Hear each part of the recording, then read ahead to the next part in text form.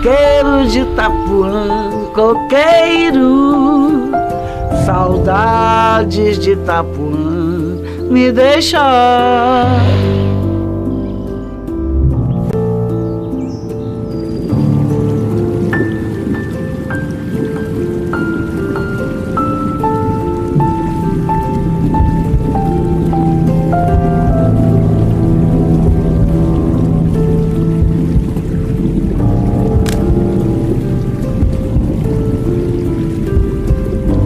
Olá, queridos amigos. Parece que hoje foi bem forte. Eu sinto as energias chegando e ouço junto com vocês o que minha boca está falando. Energia maravilhosa. Então, me mandaram trabalhar e eu estou trabalhando. A razão desse encontro aqui é para eu conseguir atender a grande demanda de perguntas que as pessoas fazem nas lives, uma série de lugares que às vezes eu quero responder, mas não é um lugar adequado. Não é? Aquilo pode trazer problema, fica ali expondo, entendeu? Eu faço um comentário, outras pessoas comentam em cima, não é? Enfim, vamos começar? Eu tenho pedido às pessoas que se inscreveram para os tratamentos que elas se identifiquem dizendo o seu nome. Por que isso? Simplesmente por uma razão. Porque assim eu vou conhecendo mais você, sabendo das suas curiosidades, das suas preocupações, né? Então tem só esse objetivo. Se você não quiser, também não precisa, tá? Mas para mim seria legal. Vamos começar, Biel? Já tem pergunta aí? Já sim. Já tem pergunta, vamos a elas. Maria Boico está inscrita no tratamento e pergunta se é possível acelerar... Por favor, Gabriel. Maria Boico. Boico. Se é possível... acelerar a cura no outro através do controle mental ao tratar esta pessoa. Através do controle mental. Vamos lá, Maria. Na realidade, a gente dá muito poder, assim, mas a gente acha que a mente tem mais poder do que ela realmente tem, não é? Uma cura não se acontece nunca. Eu utilizo o meu controle mental para curar alguém. A cura ela não se processa assim. A cura é um magnetismo. Não é? A pessoa que está doente é que magnetiza ou não a cura. E existem pessoas que ou já nasceram curadoras ou se prepararam para ter um grande equilíbrio nos 4 elementos no seu campo eletromagnético, não é? As iniciações tem esse objetivo de equilibrar os 4 elementos. À medida que você tem os 4 elementos alinhados, os chakras alinhados, seu próprio campo eletromagnético começa a produzir energia de cura para você, tá ali, né? Seu corpo produz isso, entendeu? Ou nasce já assim, ou tem pessoas que se preparam para poder desenvolver essa energia, ser um curador. E ele está tratando alguém que está doente, né? Esse alguém que está doente é que magnetiza a energia de cura no corpo.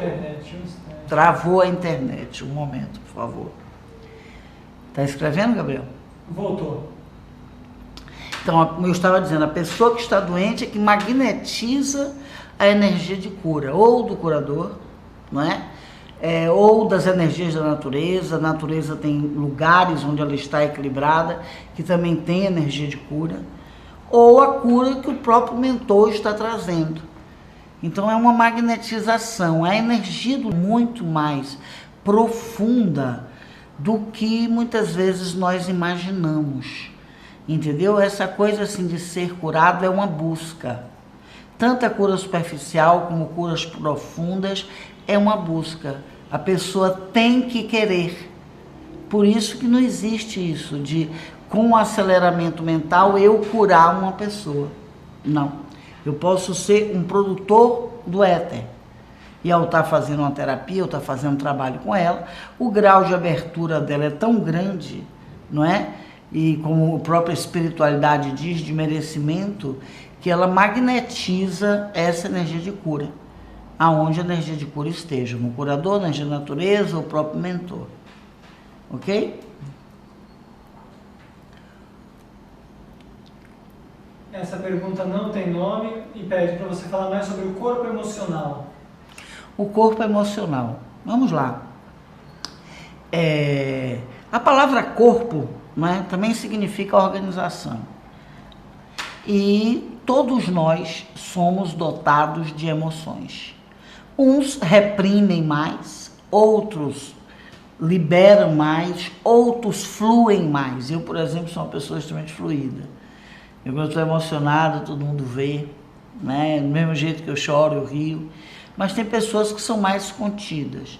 Então, o corpo emocional é a organização emocional que temos na nossa vida.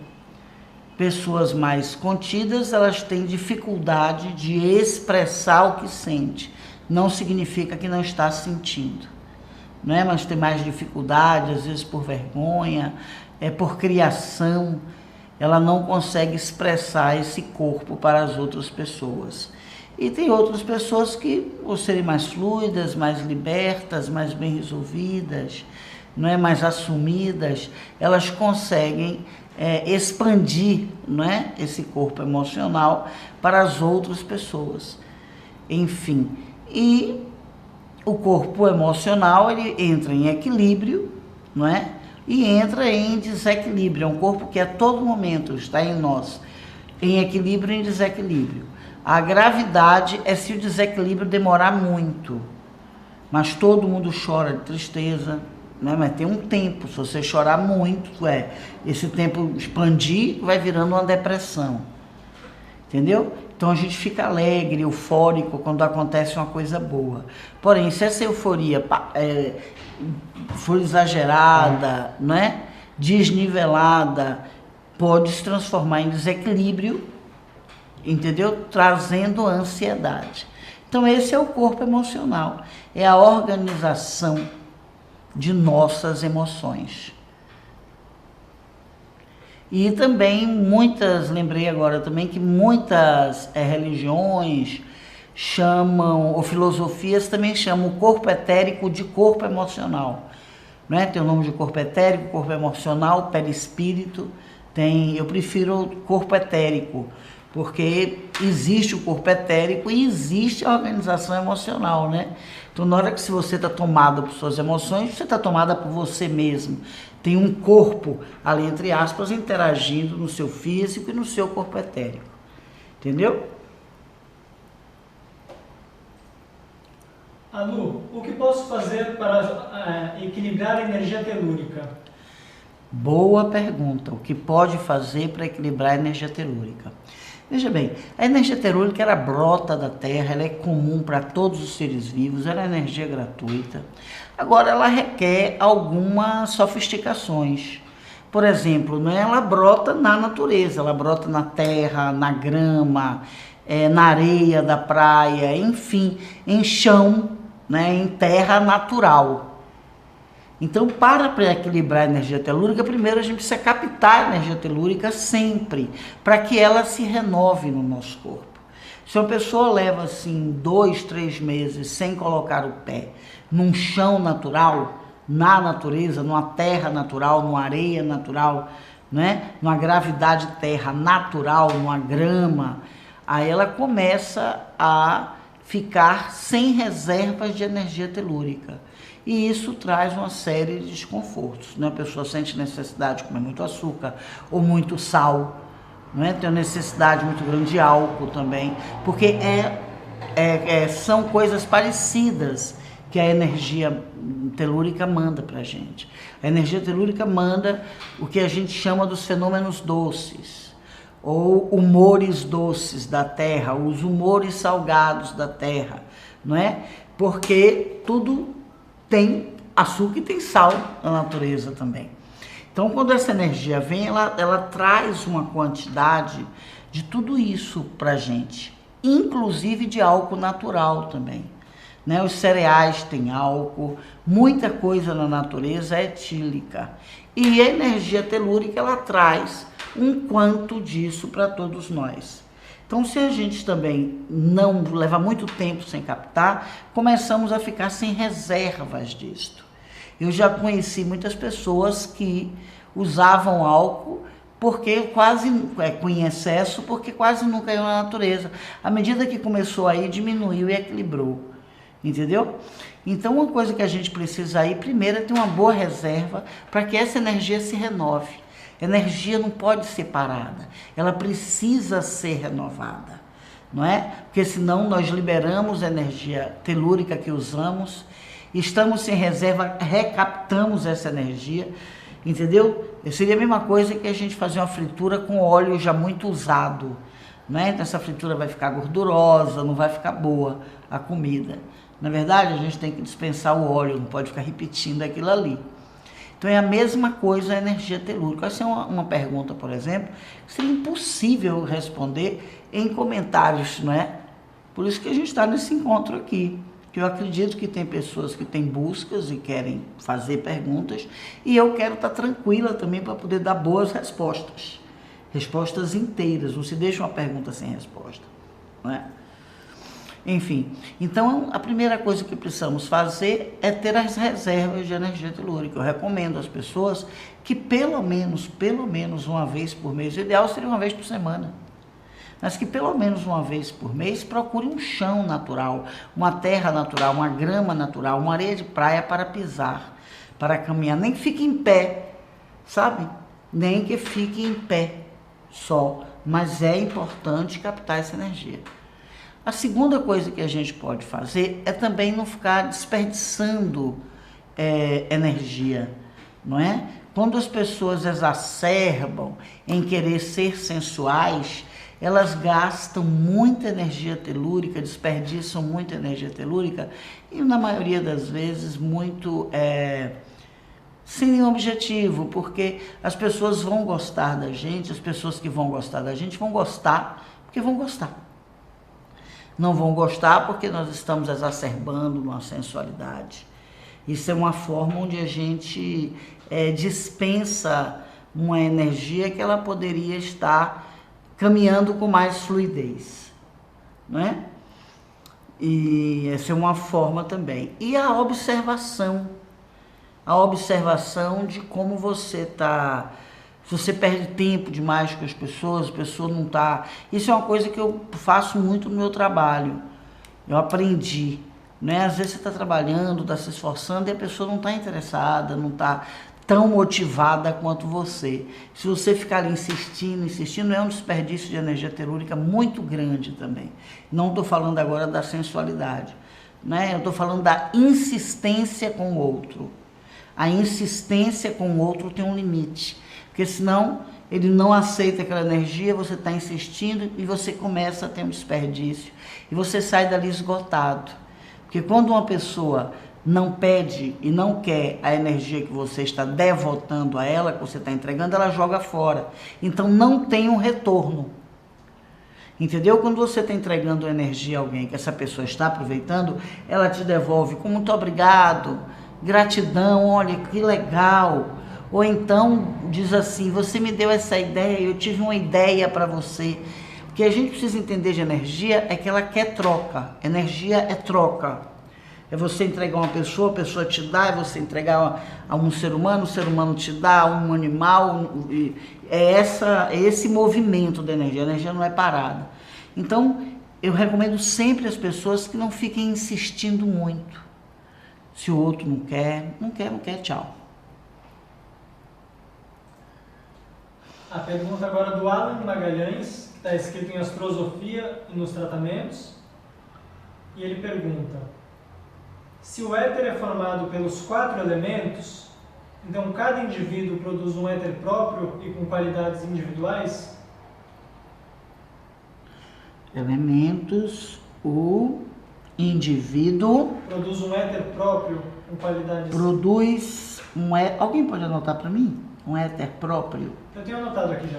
Ah, tem? Tem. Então, por favor, me ajuda. É. Alan, tudo bem? Um aluno de astrosofia, que delícia, Alan.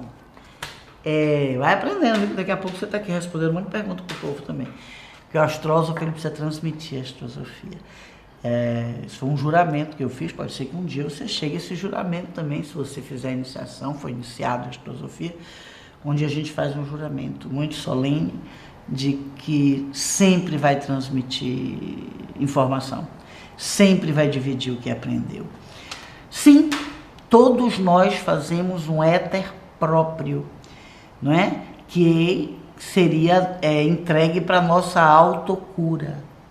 E esse éter pode servir para as outras pessoas também, como um socorro, como... A palavra remédio é maravilhosa. Remediar. Vamos pensar nessa palavra, no remediar. Então, quando a gente transmite o éter nosso para outras pessoas, estamos remediando uma situação, porque ela não está conseguindo, naquele momento de sua vida, preparar o seu próprio éter.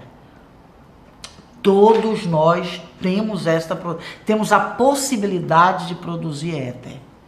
Não é? Eu sei que se acredita que tem gente que nasce curador, outros nunca serão curadores.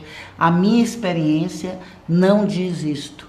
À medida que as pessoas vão equilibrando os 4 elementos, ela produz esse éter curativo para as suas autocuras e para auxiliar outras pessoas também que estão precisando de uma ajuda, de um reparo, porque nós, apesar de termos o nosso éter individual igual nossas digitais, não somos tão diferentes assim. Então o éter que a gente produz serve para as outras pessoas também. Não tanto quanto serve para nós, mas ajuda bastante a outra pessoa. Agora o Vitor Hortelã, que também está inscrito no curso terapêutico, pergunta: organizando nossas energias, é possível espalhar isso para outras pessoas e ambientes ou é individual? O éter? Quando a gente está bem, está alinhado, se isso também chega no outro, nos ambientes? Claro, acabei de falar disso, chega sim. Tanto o éter que você produzir pode chegar no outro, quanto a energia de bem-estar, alegria. Não é? As energias, elas são contagiantes. Toda energia é contagiante, tanto para o bem quanto para o mal. Você pode contagiar alguém com sua infelicidade, você pode contagiar alguém com sua arrogância. Já reparou que isso tem um contágio? Mas, poxa, fulano chegou aqui arrogante, gritando, olha aí, ficou mal todo mundo, não é? Então a gente tanto pode contagiar as pessoas, tanto para o bem quanto para o mal, porque a energia, ela é contagiante, ela é transmissível e contagiante. É por isso que a gente tem que estar sempre pensando o que estamos provocando nas pessoas, não é? Porque às vezes a gente pode provocar tanto uma pessoa que ela, até sem querer, ela acaba liberando energia negativa para a gente, porque a gente está ali provocando, entendeu? Então a energia, sim, a energia é contagiante, tanto as positivas quanto as não positivas. A Mari Carneiro, que é aluna de astrosofia, pergunta: o que podemos fazer quando outras pessoas direcionam sua destrutividade, sua kundala, para nós? Não entrar em sintonia. É a primeira coisa que a gente precisa fazer, é não entrar em sintonia. Energia é contagiante, mas a gente pode desligar o botãozinho. Às vezes vai conseguir, às vezes não vai. Mas a ideia é estar procurando sempre desligar o botãozinho. E aí vai do nível de preocupação que a gente tem com a kundala das outras pessoas. Se eu chego num lugar que tem uma pessoa muito destrutiva, eu não fico. Não é? Eu já estou com 59 anos, já fiz 3 cirurgias cardíacas, e essas coisas libertam muito a gente, sabia? A dor também liberta, mas ter visto a morte muito desperto também liberta, a gente começa a ter um respeito maior por nós mesmos. Então, se eu vejo que tem muita destrutividade, se a pessoa está fazendo comentários destrutivos, eu não entro em sintonia, eu passo reto, eu olho entendeu? Eu não entro em sintonia, eu não deixo, eu não recebo, eu não fico falando o que aquela pessoa falou, eu não fico repetindo o que ela repetiu, não é? Eu aprendi com Baltazar que o que não nos faz bem não devemos levar para casa. Levar para casa, levar para o corpo, levar para nossa casa também.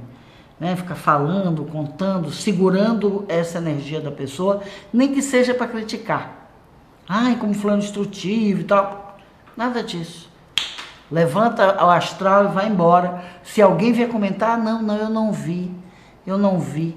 Né? Vai no banheiro, lava o rosto, lava as mãos, anda sempre com um pouquinho de perfume que gosta na bolsa, bota uma gotinha na mão, vai lá e lava, passa nas têmporas e tá novo.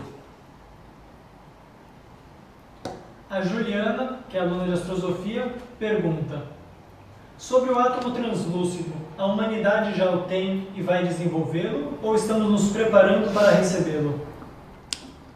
A humanidade, nós, seres humanos, né, a gente está aprendendo lá em astrosofia as dimensões humanas. E você vai ver que nós começamos pela energia telúrica, fomos avançando em algumas energias, estamos na energia inteligência.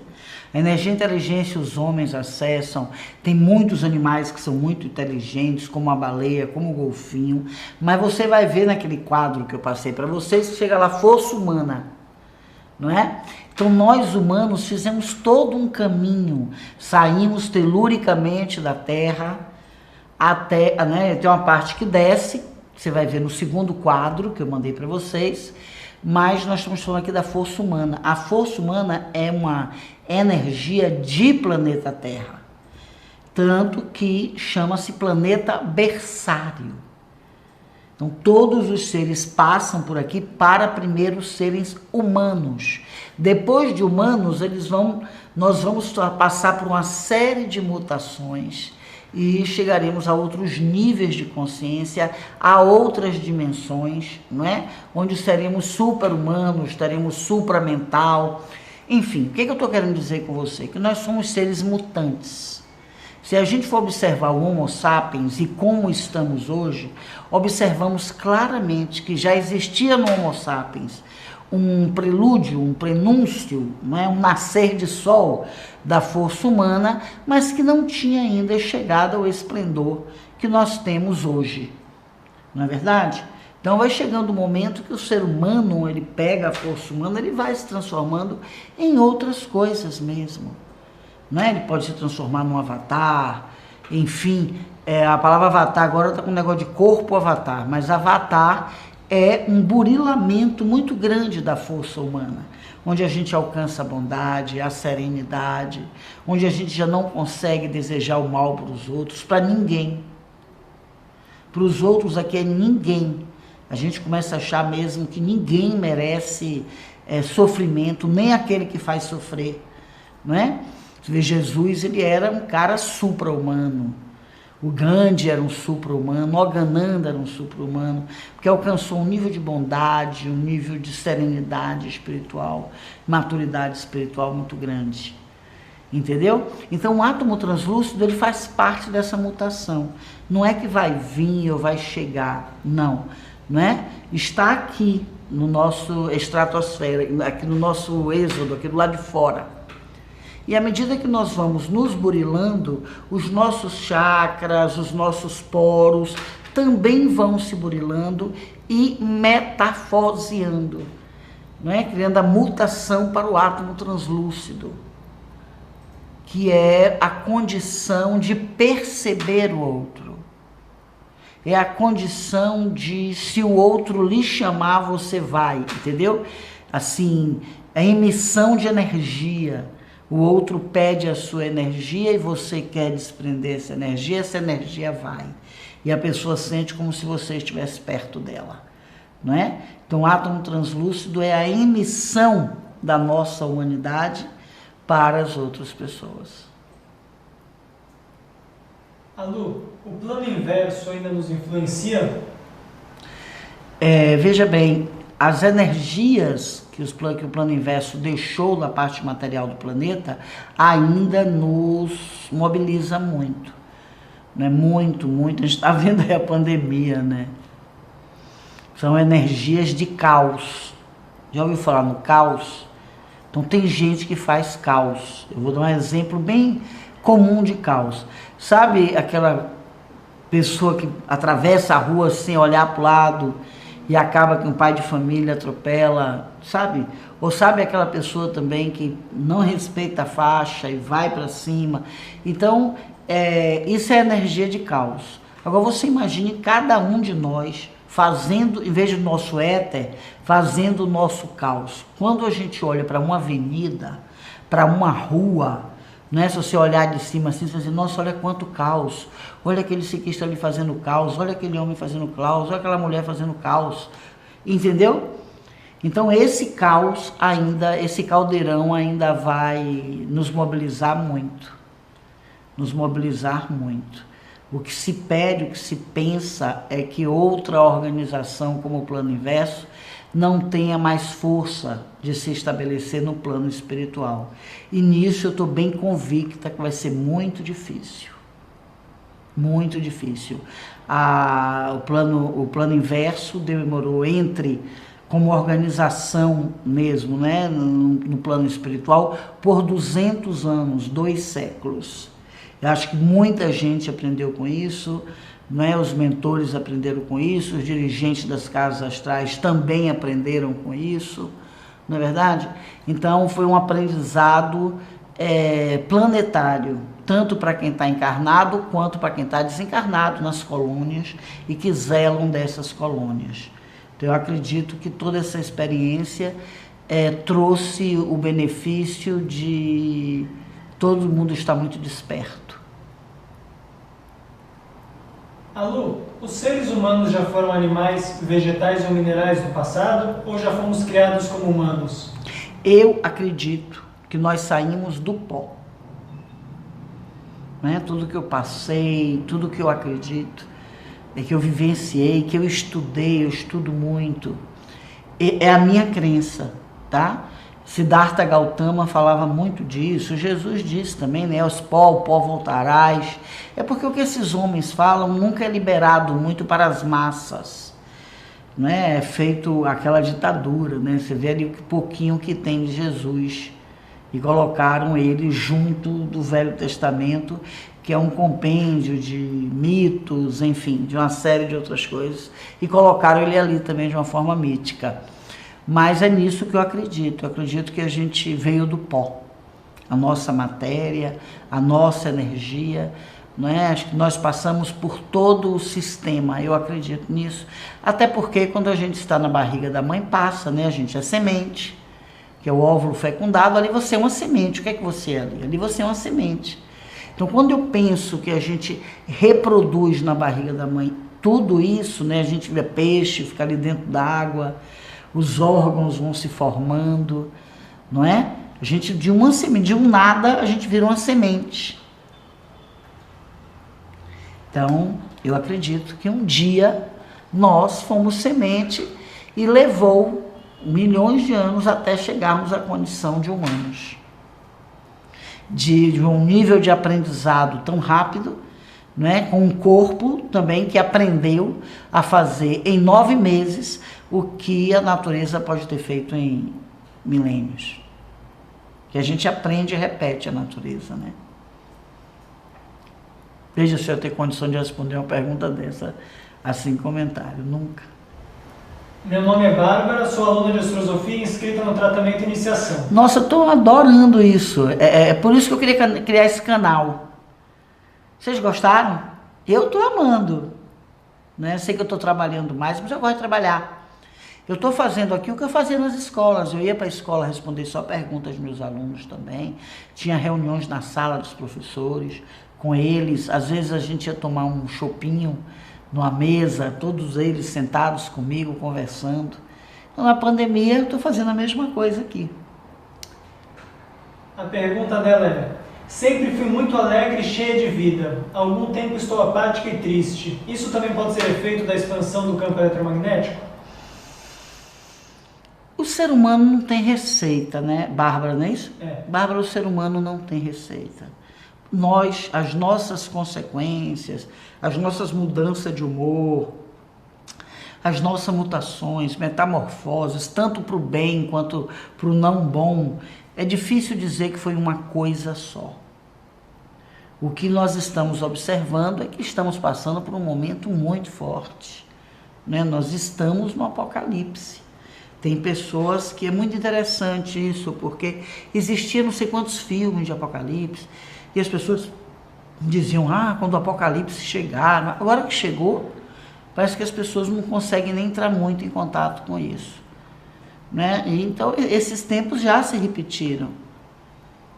É impressionante, assim, o Nostradamus, o Chico, começou falando de Jesus, né? Ele fala que há 2000 anos, Jesus falou isso, entendeu? Enfim, não é? E Nostradamus falou, e Chico falou, e tanta gente falou, a própria Helena Blavatsky também falou. E eles são caracterizados por grandes pandemias, por grandes mudanças, por mortes em massa, não é? Isso está escrito. Isso está escrito no livro das Revelações. Está escrito no livro de João, o que captou essa informação apocalíptica na ilha de Patmos. E nós estamos vivendo esse momento, não é? E nesses momentos também a luz é muito presente. A presença da luz é fazer a gente enxergar que está vivendo um momento difícil. A luz é tudo muito presente. Que aí, com o nosso livre-arbítrio, com nossa escolha, nós vamos selecionar. Teremos todas as razões do mundo para nos transformar numa pessoa que odeia, numa pessoa que tem medo, não é? Numa pessoa vingativa. As razões vão vir, se é que é razão mesmo. Mas tem gente que toma como razão. Meu pai morreu, então eu posso atingir todo mundo. Minha mãe desencarnou, eu posso atingir todo mundo, posso maltratar todo mundo, porque eu estou com dor. Tem muita gente que pensa assim. E ao mesmo tempo vai ter aqueles que vai ver a luz e vai ver, não, mas a luz está presente. Eu estou vendo isso, é uma oportunidade, eu posso me tornar um ser raivoso, iroso, como posso rever meus erros, rever no que eu colaborei para a situação à minha volta estar como está. Né? Porque tudo que acontece também é responsabilidade nossa. Nossa, no presidente que votamos, na vida que escolhemos, se não votamos, se fomos alheios, se fomos omissos, entende? A vida coletiva, não é? Então, tudo que a gente está passando é consequência do que fizemos, de tudo que vivemos, chegamos aonde chegamos. Então, vai ser uma escolha. Vai ser uma escolha. Eu acredito que essa tristeza, isso que você está sentindo, eu diria assim que a gente saiu muito da alienação. Eu não sei se era alegria o que se tinha. Eu não sei se era alegria. É uma pergunta que eu sempre faço aos mestres ascensionados e faço a mim mesmo. Será que era alegria o que a gente sentia? Porque o que está mudando agora é que pessoas que a gente conhece, que anda na rua, estão indo para os hospitais. Mas eu acompanho, por exemplo, o trabalho dos Médicos Sem Fronteiras e as pessoas estão ali há décadas, sofrendo, morrendo com doenças muito mais fortes do que o coronavírus, não é? Parte do nosso planeta está em guerra há séculos.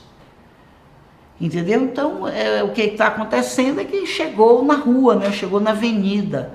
Não está só nos países pobres da África, não está só nos estados pobres do Brasil, não é? Eu já tive em cidades que a espiritualidade mandou para trabalhar, que eu via um garoto de um tamanho de 7 anos e aquele menino já tinha 14. E que eu chorava assim, trabalhando, botava na minha maca, tirava a maca do carro, ficava 8, 10 dias ali trabalhando, imobilizando pessoas com trabalho social para ver se a gente melhorava um pouco a vida daquelas pessoas ali. Eu viajei para mais de 700 lugares desses na minha vida inteira. Em alguns passei 6 meses, 3 meses, 1 mês, né? Minha vida sempre foi viajando muito, tratando, conhecendo o mundo. E quando eu venho para a cidade, aqui para essa vida urbana, eu vejo que as pessoas estão lá, tá vendo? A pandemia existe. Ah, mas existe? Ela existe, está existindo para nós agora. Mas tem milhares de pessoas que convivem com a cólera horrível, com escorbuto, com hanseníase, passam fome, não desenvolve os órgãos. Você pegar meninas assim, com 20 anos que nunca menstruaram porque passava muita fome. Não está viva, né? Aqueles seres humanos, eles não estão vivos, eles estão sobrevivos. Eles não estão vivendo, eles estão sobrevivendo. Entendeu? Então, eu não sei se era a alegria que a gente estava ou se a gente está tendo mais maturidade espiritual e nessa passagem para a maturidade está trazendo uma certa tristeza, né? Até com a gente mesmo, enfim. Mas a ideia é pegar força e ir adiante. Alu, qual a sua opinião sobre mantras? Mantras, palavra tem muita força, não é? Eu não digo aquelas palavras que se diz superficialmente, sem nenhuma direção. Essas palavras talvez não. Entendeu? Assim que ele fala assim, né? Sem nenhuma direção, assim, sem força.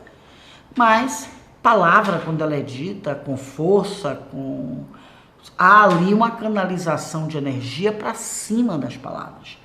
Tem um ditado que diz, palavras o vento leva. Eu não acredito. Eu acho que o vento leva um tipo de palavra. Aquela que é dita, sabe, que é falada assim, olha lá. Mas palavra tem muita força. Muita força. E o que são mantras? Mantras são palavras catalogadas e repetidas muitas vezes milenarmente. Eu conheço mantra que tem 12 mil anos que é repetido, que foi passado de iniciador para iniciador, e meu iniciador me ensinou e eu ensinei para os meus iniciados, não é? E quando a gente canta e quando a gente vibra esses mantras, sente muita força. Quando eu estou cantando mantra, quando eu estou falando mantra, eu sinto uma vibração muito grande. Antes de fazer planeta em oração, eu me concentro. Fico no meu quarto, quietinha, me concentrando nos meus mantras. E eu ficava pensando, será que quando eu chegar na frente da câmara isso passou? E eu vejo que não. Se você me vê em planeta em oração, você vê que eu estou tomada. Tomada pelo quê? Por mantras que eu pensei, que eu cantei antes de sentar aqui. Não é? Então é isso que eu penso do mantra, pela vivência que tenho com o mantra. Sou aluna de astrosofia, estou lendo o livro Caminhos de um Aprendiz. No segundo capítulo, Nora está em coma desacordada tanto no plano material quanto espiritual. Onde está a consciência dela enquanto isto? Quando estamos assim, a nossa consciência está somada ao nosso inconsciente. Não é? A consciência naquele momento ela não está ativa. O que pode ter em algumas pessoas, e é muito raro, é o subconsciente. Entendeu? Uma parte, mas até o subconsciente é mais difícil. Quando estamos assim, não temos consciência de onde estávamos, porque a consciência ela está em repouso. O que está presente ali, o que está ali é o inconsciente. Sou André, aluno de astrosofia. Que ótimo! Tô amando isso, viu? Vou continuar a fazer, pode ter certeza. Próxima segunda-feira eu tô aqui, tô amando isso. Tem pouca gente, né? Dá pra fazer uma pergunta. Poderia falar mais sobre os elementais das sombras e quais são eles?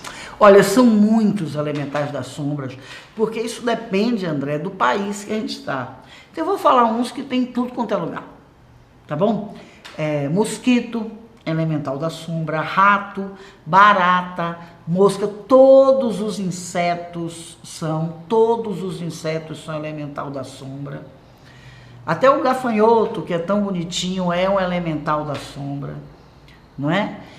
Insetos, tanajura, rato, barata.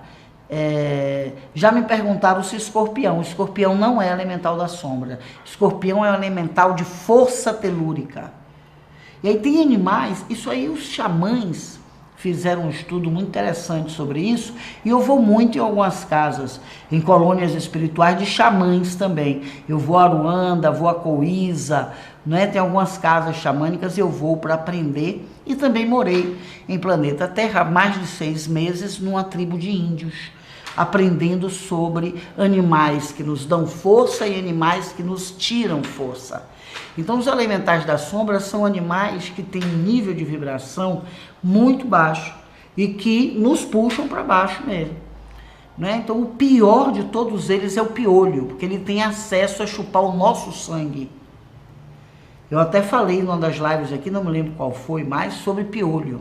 Isso a gente chegou, tem que acabar na mesma hora, ok? Então, já me perguntaram se as cobras também, de jeito nenhum. As cobras são elementais de sabedoria.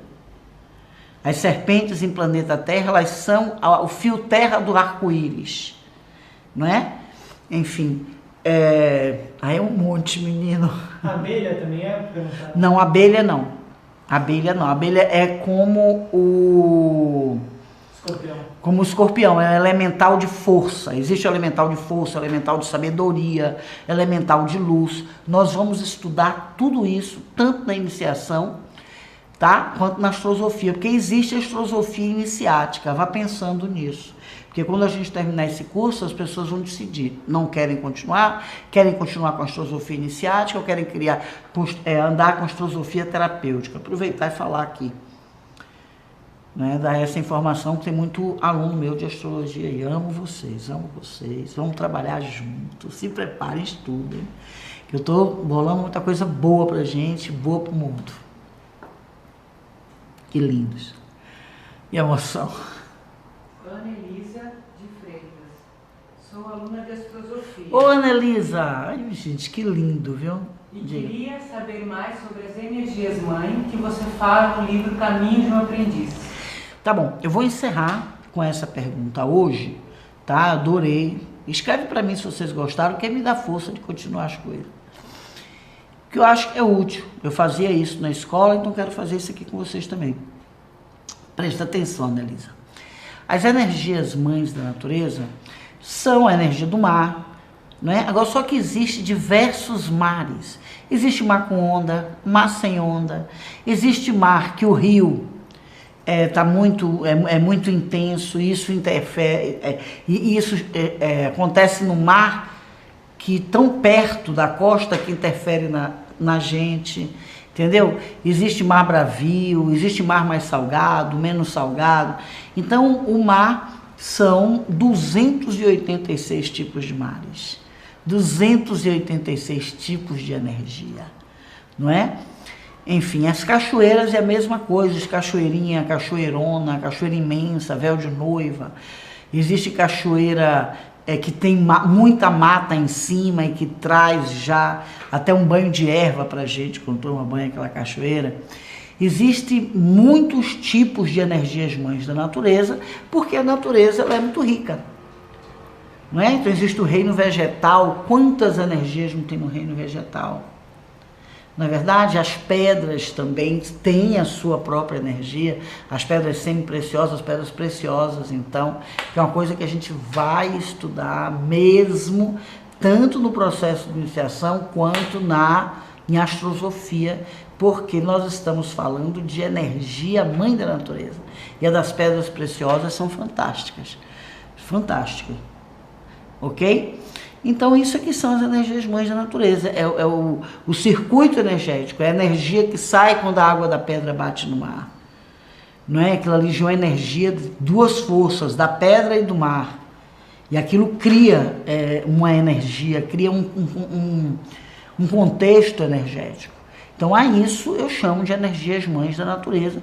E vamos estudar bem detalhadamente cada uma delas, tanto no curso de iniciação, no trabalho de iniciação, porque nós temos uma similaridade com essas energias, de acordo com o período que nascemos, né? No nosso nascimento, que elemento desse estava mais presente. Então, nós vamos estudar e vocês vão aprender também para estudar de outras pessoas. Se você for estudar a homeopatia de Hahnemann, você vai ver que ele fala de um remédio fundo, que ele estuda para descobrir o remédio fundo do paciente. E é tudo elementais de força, elementar de sabedoria, tudo ferramentas de força para completar a saúde, não é? Então nós temos um estudo muito centrado nisso também. Alu, poderia Oi. falar um pouco sobre o que acontece em nossos chakras no momento em que oramos? Sim. A oração, primeiro ela vai nos dando uma disciplina espiritual, não é?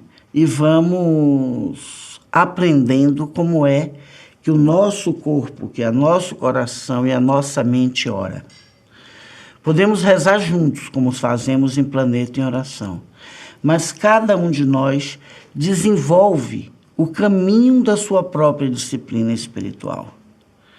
Então, quando uma oração mental, onde a gente só fala e não interioriza, não muda muita coisa.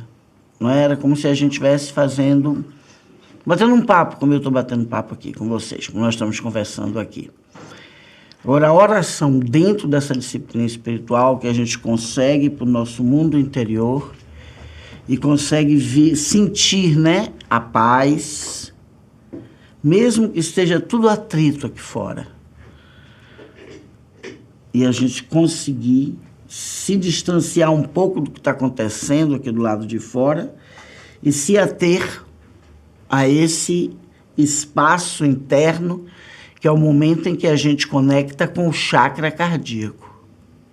Então, já houve uma conexão. Neste momento, né, que a gente encontra esse espaço interior, que a gente, às vezes, perde até vontade de falar, não é? Que está bem lá dentro, bem quieto.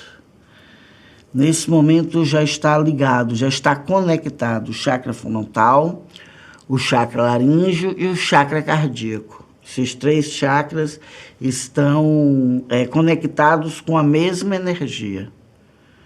Eu que vejo aura, já desenhei aura de pessoas assim, a gente vê que tem uma linha, né? Em umas pessoas violeta, em outras pessoas azul, enfim. Faz aquela conexão. E aí, à medida que a gente continua entrando nessa disciplina espiritual, vai até o chakra básico e fica nesse processo, né, de verticalização da energia. Então, é um momento que todos os chakras também se alimentam, porque os chakras são órgãos sutis. Ele não se alimenta daquilo que a gente come, não é? Ele se alimenta quando lemos um bom livro, quando estamos orando, quando estamos meditando. Então, é um momento de alimentação mesmo, alimentação para os nossos chakras. E os chakras começam a desenvolver, né? Esses órgãos começam a se desenvolver. Vamos imaginar que a gente esqueça uma mão e não use ela. Daqui a pouco essa mão não vai ter ação nenhuma. Se a gente voltar a usar, né? Aí ela vai voltar a atuar. Então, assim são os chakras. À medida que a gente vai orando, vai aprendendo a disciplina espiritual, essa ligação vai se tornando cada vez mais constante, não desaparece, a gente para de orar, não está orando naquele momento, mas a conexão está aí. A disciplina espiritual está montada, basta a gente parar um pouco que já consegue sentir, né? Essa conexão. E aí os chakras começam a atuar, ligando o chakra frontal ao chakra pineal, né? A glândula pineal, o chakra coronário, enfim. E aí a gente começa a entrar num processo maior de espiritualização, que é entrar em contato cada vez mais com o nosso mundo espiritual e entrar em contato cada vez mais com o mundo energético de planeta Terra, que são as energias da natureza, e entrar em contato cada vez mais com o mundo espiritual.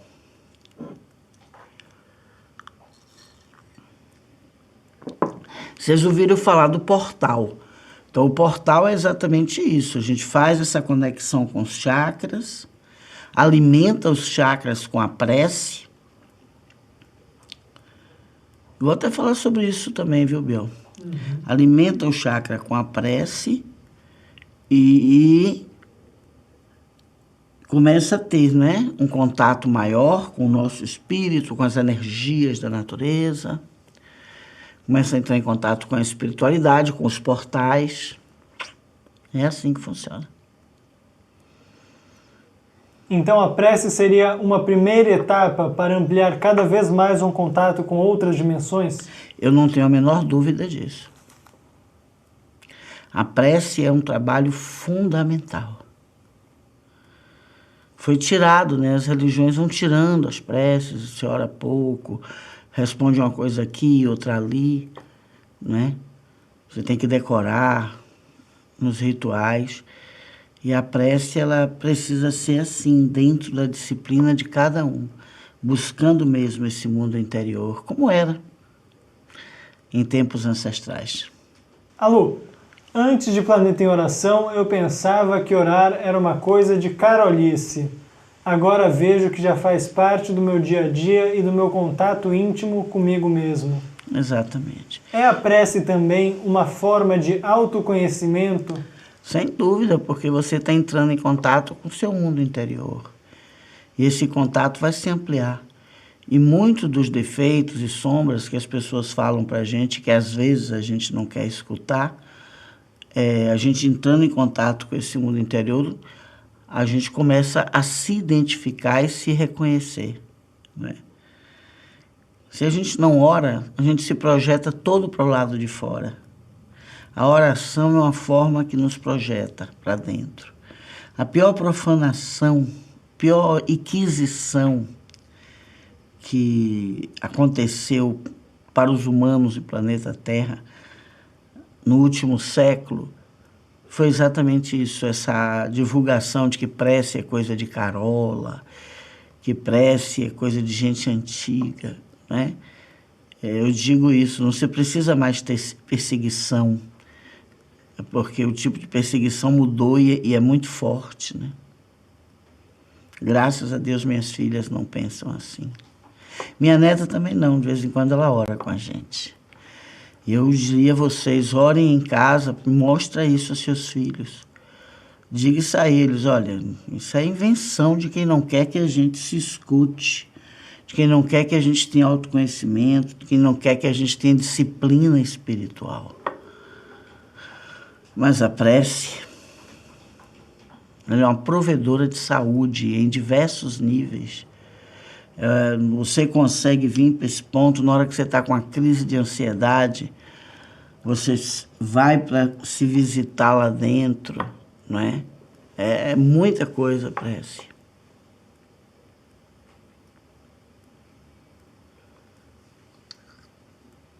É possível, através dos desmembramentos, ou também chamados desdobramentos, alcançarmos memórias de vidas passadas?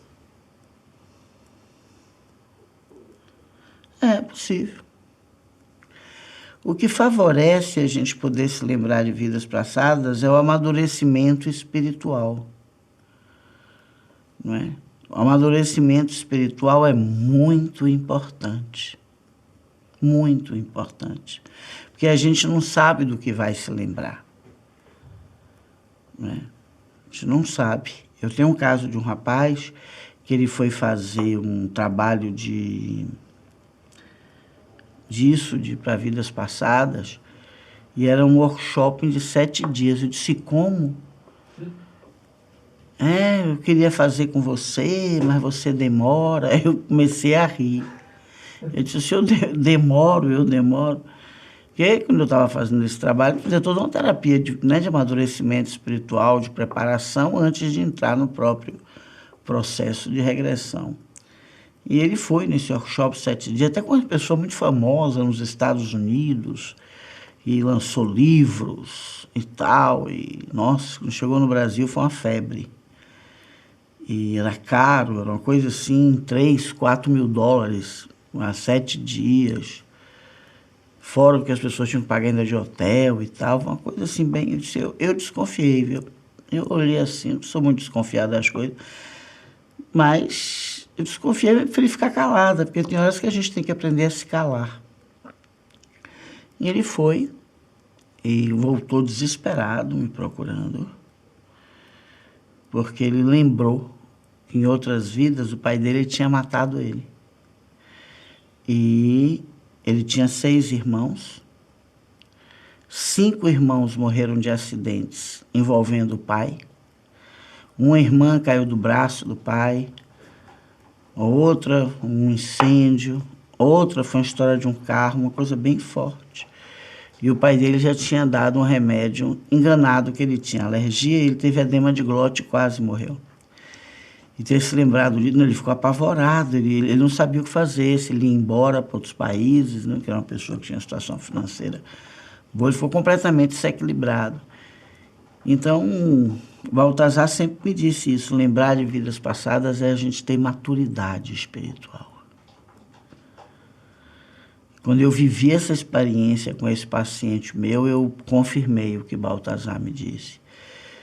Então, tem uns desmembramentos, pode fazer não sei o que, lembra de vidas passadas, lembra, mas o problema não é lembrar, o problema é preparar a nossa mente, o nosso coração, a nossa consciência, né? Se preparar com desapego, renúncia, tem uma lista de coisas que a gente precisa para poder se lembrar de vidas passadas. Teve uma que foi num lugar e disseram a ela que o marido dela, na encarnação passada, tinha sido o marido dela também.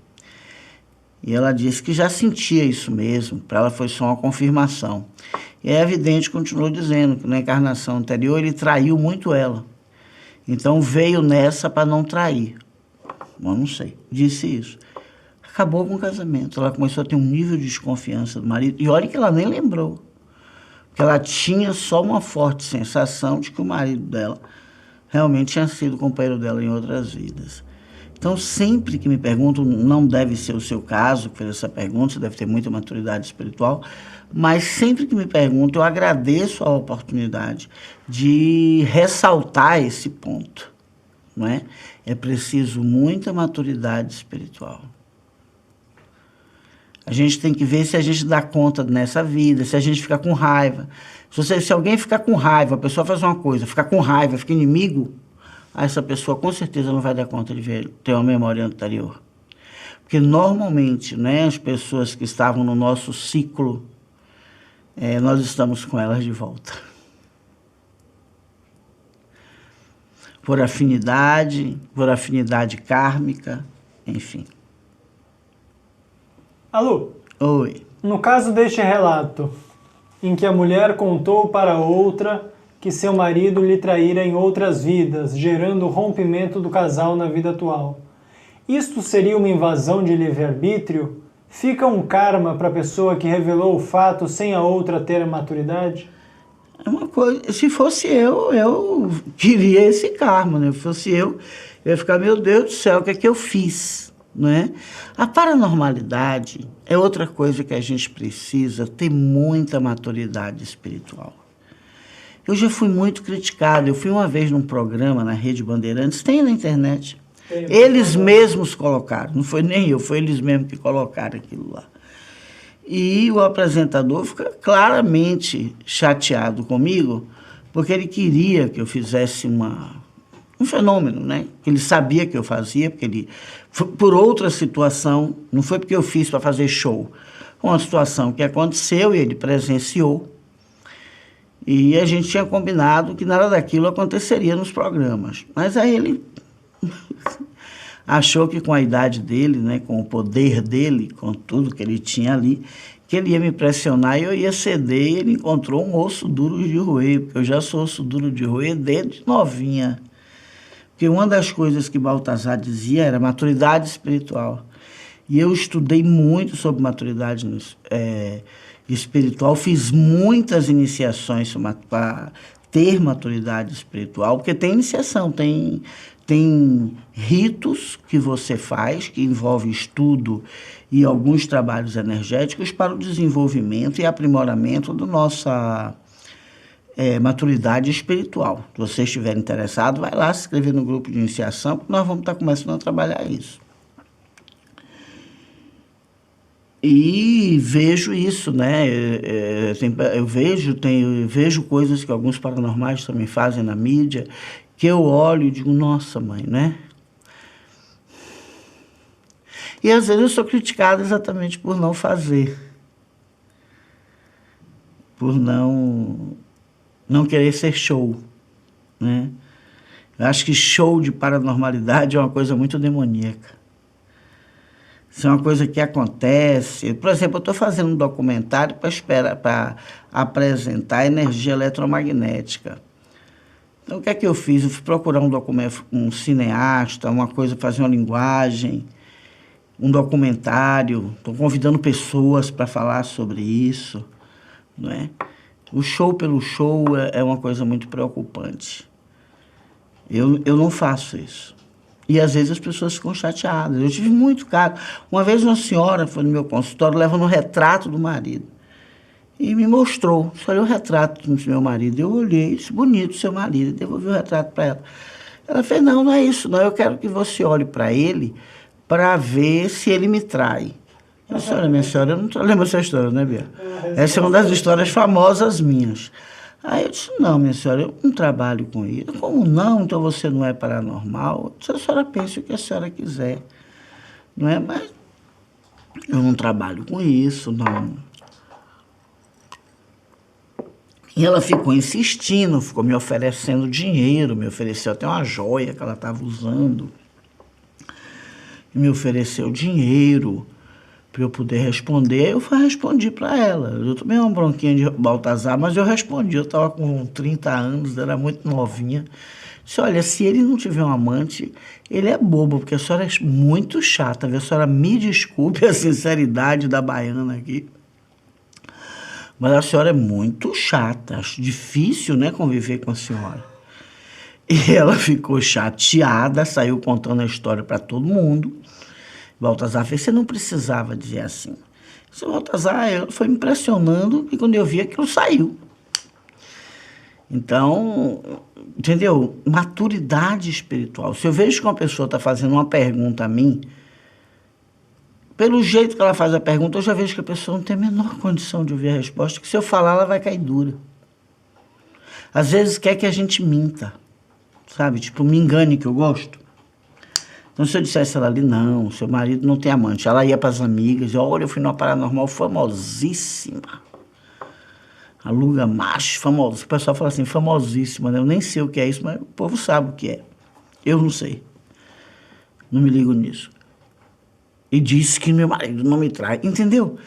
Então, a maturidade espiritual, essa guerra que está acontecendo, é falta de maturidade espiritual. Isso é que é o problema desse planeta evoluir. E aí, Bel?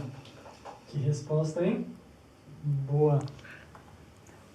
Na ausência de emoções intensas, como saber se é equilíbrio ou se é insensibilidade e frieza?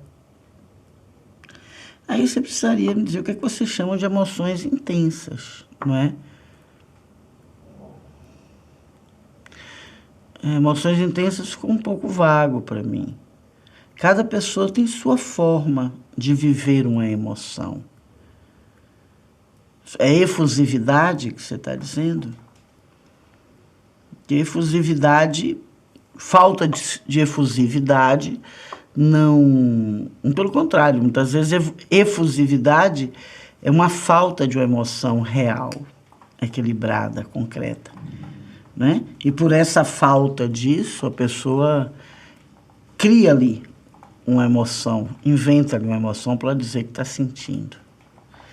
Então, eu não sei o que você chamou de intenso. Eu acho que... Eu vou dizer o que eu chamo de intenso. Intenso é uma coisa que nos cala fundo, que nos faz querer ficar quieto. Nesse instante me perguntaram aí sobre a história do coronavírus, eu disse, ainda não tenho condições de responder. E isso, para mim, é uma emoção intensa. Tudo que eu vivo, assim, uma emoção muito intensa, eu preciso de um tempo para transformar isso em palavras e passar isso para as pessoas, não é? Eu fui contar para as pessoas, assim, sobre o meu desmembramento para o mundo espiritual, já tinha passado uns 3 meses. Eu não conseguia falar. Eu levei 20 dias sem dar uma palavra. Minha família pensou que eu tivesse, sei lá, perdido a língua, tivesse tido um... Então, a emoção intensa... não sei se eu já respondi, né, Bel? Sim. Insensibilidade, é muito claro saber o que é insensibilidade. Insensibilidade é não ter empatia. É ver uma pessoa sofrendo, isso não lhe dizer nada, né? Insensibilidade é mais fácil a gente medir, não pela forma com que a gente se emociona, mas pelos nossos valores afetivos, nossos valores de solidariedade. Uma pessoa insensível não tem solidariedade com ninguém. Alô. Oi. Nosso mentor também tem um mentor? Sim. Sim. Alguém que ele confia, que ele reporta para conversar sobre o processo de evolução dele. Se ele vai fazer uma próxima visita à Terra, se não, você vai continuar trabalhando do lado de lá, não é? Sim. No próximo livro, Caminho de um Aprendiz, volume 2, que ainda vai sair este ano, estou trabalhando para esse sair até antes de junho ou julho, ter páginas e páginas sobre mentores. Vocês vão gostar.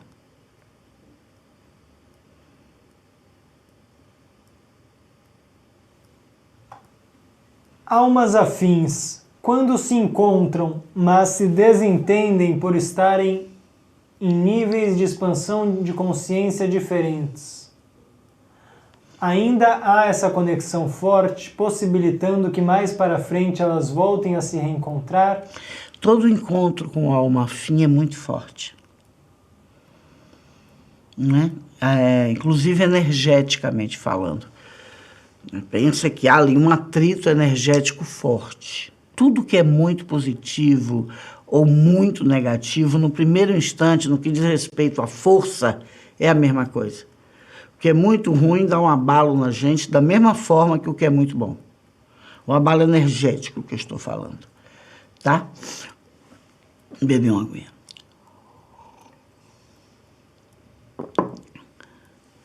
E o processo mais difícil é lidar com a posse. Se o nível de consciência das pessoas envolvidas ainda estão muito no terreno da posse, com almas afins isso é pior. Né? Com almas afins isso é bem pior do que com qualquer outra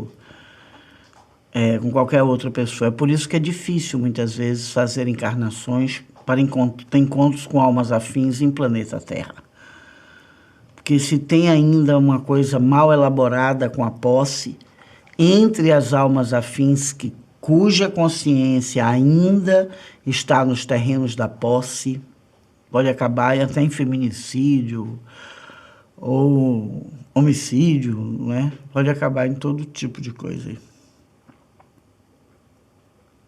Uma pessoa também falou aqui para não confundir almas afins com ex-relacionamentos que não deram certo. Que muitas vezes as pessoas acabam sofrendo muito com isso em vez de seguir em frente.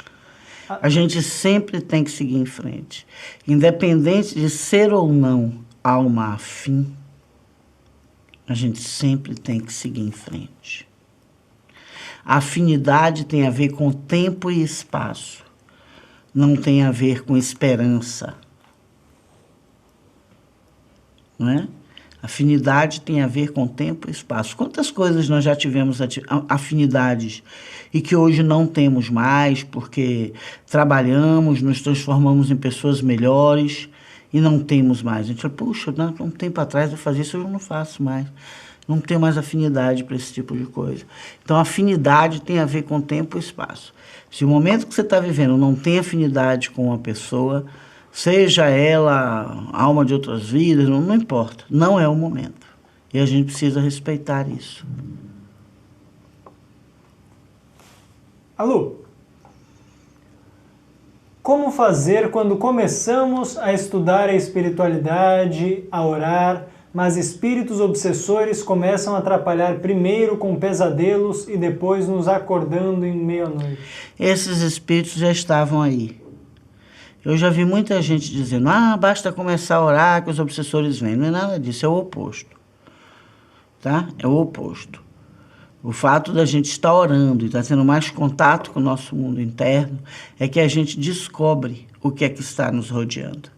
Um obsessor quer uma coisa que a gente tem. O que a gente precisa olhar no nosso comportamento. Se a gente está rodeado de obsessor, não é para o obsessor que a gente olha para a gente. Que comportamento eu ainda tenho? Que tipo de coisas eu ainda faço? Que está permitindo esse contato com esse obsessor. Tá? Então, no momento que a gente começa a ler, a estudar, a gente começa a perceber a existência deles.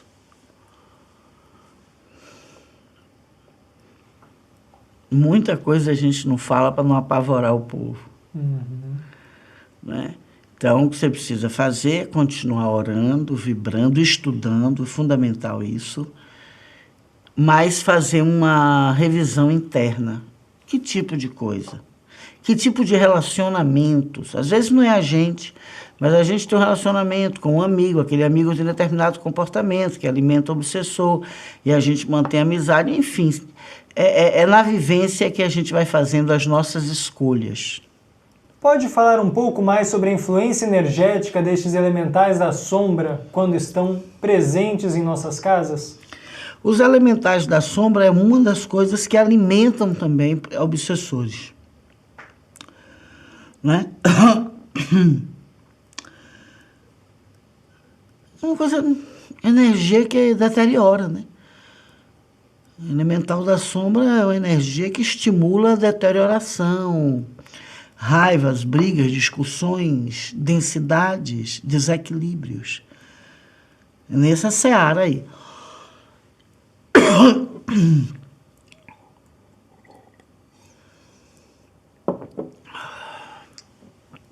Alu, assim como aqui embaixo nós fazemos muitos segredos e às vezes nos envolvemos em confusões que só se esclarecem depois que voltamos para o mundo espiritual, o que acontece quando pessoas que criam outras famílias aqui embaixo chegam no mundo espiritual e confrontam-se com essa verdade? Eu não estou entendendo a pergunta. Uma pessoa que vai, em vez de ter só uma família com uma pessoa com quem é casada, tem outras famílias por fora, mas isso não se esclarece na vida. E quando chega lá em cima, se pode ter alguma confusão. Muitas. Não é? Muitas vezes as pessoas sentem... Se alguém foi enganado, por exemplo... Olha, tudo depende do nível de desapego, do nível de consciência de todos os envolvidos. Já pensou se Jesus não tivesse um bom nível de consciência? Ele ia voltar e querer que todo mundo fosse crucificado para pagar o karma, né? Então vai do nível de consciência de cada um. Tem pessoas que chegam e falam, puxa, eu era enganada. Eu fiz minha parte. Quem enganou é quem errou. Eu não vou entrar em contato com isso, porque eu não enganei ninguém. E seguir sua jornada. Mas já tem outros que não tem ainda esse desapego, né? Toda vez que a gente para brigar e discutir, toda vez que a gente para responder à sombra, a gente tem que olhar para trás, nunca olhar para frente. Não é? Então acontece de tudo. Não tem um só acontecimento, entendeu? Tipo ovo, né? Se todo mundo jogar um ovo no chão, o ovo vai quebrar. Mas com seres humanos acontece muita coisa. Muita coisa. Você vê um homem como Chico Xavier, que foi tão perseguido. Né? A mídia não mostrava, mas as pessoas iam para a porta da casa dele. Você tem que me atender, ele já velhinho. Você tem que me atender. Jogavam pau na porta dele, ficavam fazendo em cima da casa dele, uma coisa absurda. E ele se desprendeu, foi. Então, tudo depende do nosso nível de consciência. Não é? Tudo depende do nosso nível de consciência. Um trabalho que eu faço, eu estou com 60 anos, um trabalho que eu estou fazendo comigo é assim, aquilo que as pessoas não puderam me dar. enquanto eu aqui estou,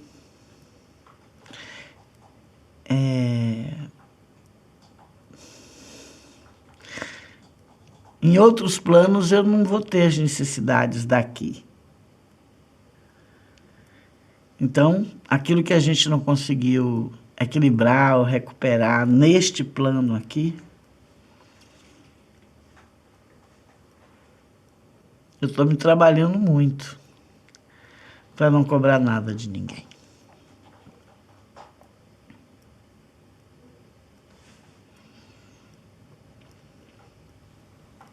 Alô, Oi. você mencionou agora que lembrar das outras vidas é uma questão de maturidade espiritual. Precisa de maturidade espiritual para dar conta do processo com equilíbrio.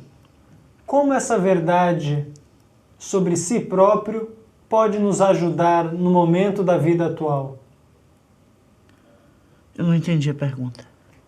O que lembrar de uma vida passada pode ajudar nesse momento que a gente está vivendo agora? Se pode, qual que é a importância disso?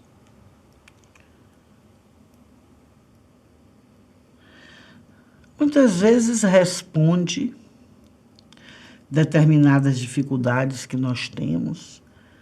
A depender da lembrança, nos pontua que essa dificuldade é bem mais longa do que a gente imagina.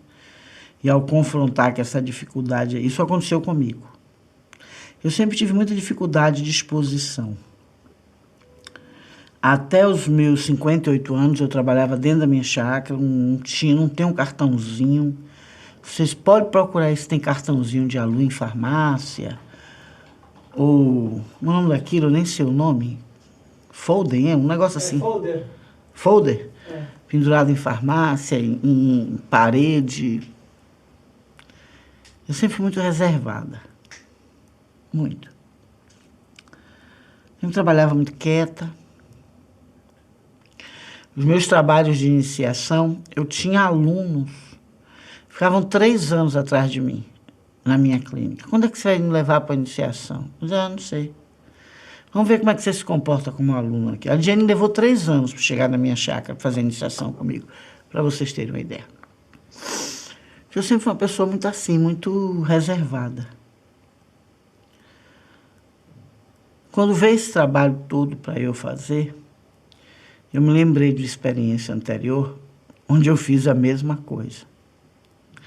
Eu me reservei tanto que isso acabou por desproteger tudo que eu tinha aprendido com os mestres. Né? E aí, disse, não, peraí, essa minha dificuldade já de muito tempo já deu um prejuízo, eu não vou deixar isso acontecer de novo. Entendeu?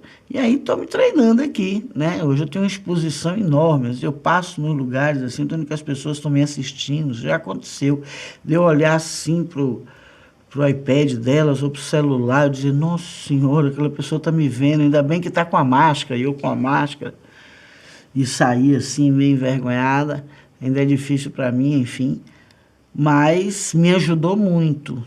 Estou dando um exemplo de uma coisa aqui, você me perguntou no que é que pode ajudar. Eu acho que amplia a nossa capacidade de compreensão. Uma outra coisa, num dia que pelo menos 20% dos humanos verdadeiramente acreditarem em outras vidas, eu vejo pesquisas, 80% das pessoas dizem acreditar em outras vidas. Eu não acredito nessa estatística. Eu não acredito. No dia que 20% das pessoas desse planeta realmente acreditarem que em outras encarnações a gente foi mãe e pai de outras pessoas, não é?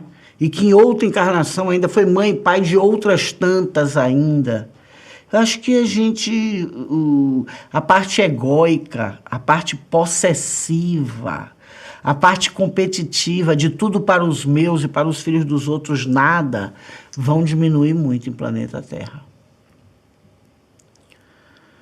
Eu acredito nisso. Se as pessoas realmente acreditarem, elas vão ver que uma hora tem que ser o filho dela, outra hora tem que ser o filho da outra hora tem que ser o filho do outro, a ganhar alguma coisa também. Eu acho que o mundo vai ter uma relação melhor de compartilhar. Não é? Alô, Vejo você sempre falando muito sobre os cuidados que devemos ter com as unhas. Para nós mulheres, usar unhas de gel ou fibra de vidro pode ser prejudicial energeticamente? Depende quanto tempo você usa. Se você substituir as suas unhas o tempo inteiro, muitas horas de todos os dias com isso, sim. Nós vamos ter um prejuízo. Nossas unhas é um órgão, ela tem uma função. O nosso corpo não cria nada aleatoriamente. Não é? Nada. Tudo que o nosso corpo cria é porque nós precisamos. Dentro do conjunto, dentro de toda a composição. As nossas unhas têm muito a ver com os nossos hormônios. Então, à medida também que as pessoas forem começando a inutilizar as suas unhas, vai ampliar problemas hormonais. É a minha opinião, eu posso estar errada, mas é a minha opinião, dentro do que eu conheço, do aspecto energético de como funciona o nosso corpo. Entendeu? Então, tudo depende, né? Às vezes, minhas filhas põem, vai numa festa, volta, tira, entendeu? Não fica com aquilo direto, não é? Então, eu uso uma vez na vida, uma situação. Então, isso depende da frequência. Substituir as unhas por isso, eu acho extremamente perigoso.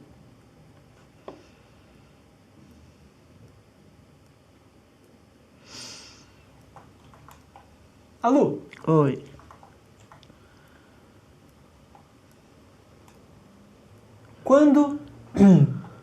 Quando estamos nos trabalhando e cada vez mais sentimos uma resposta no corpo físico, como arrepios, pulsações nos chakras, sensação de ver luzes, é um sinal de que estamos cada vez mais conseguindo nos conectar com o nosso espírito ou apenas um sentimento físico? Não. Tem aí resposta, sim, né? As sensações são a linguagem do nosso perispírito, né? O nosso perispírito fala conosco através de emoções e sensações, se comunica com a mente, né? Através de sensações. Sensações são super importantes. Sensações é a linguagem do inconsciente, já dizia Jung, Carl Gustav Jung, né? O pai da psicologia. É muito importante, sim, não. Configura que você está ampliando a sua integração, a sua comunicação, autocomunicação espiritual. Você falou um pouco nas lives do final de semana sobre as dimensões e sobre a diferença entre quarta dimensão, terceira dimensão e quinta dimensão.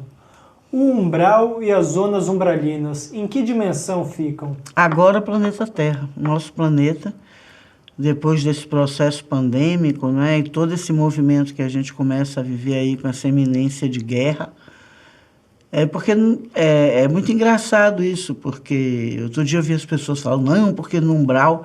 Já será que as pessoas não estão vendo que o planeta Terra está uma zona umbralina? Entra no Facebook para você ver. Então, isso é uma zona umbralina, né? É um lugar onde as pessoas estão ali só esperando alguém dizer alguma coisa para atacar. É isso que caracteriza uma zona umbralina. Fala que eu te ataco. Né? Fala que eu puxo o seu tapete. Fala que eu te derrubo. Então, zona umbralina está em tudo quanto é lugar.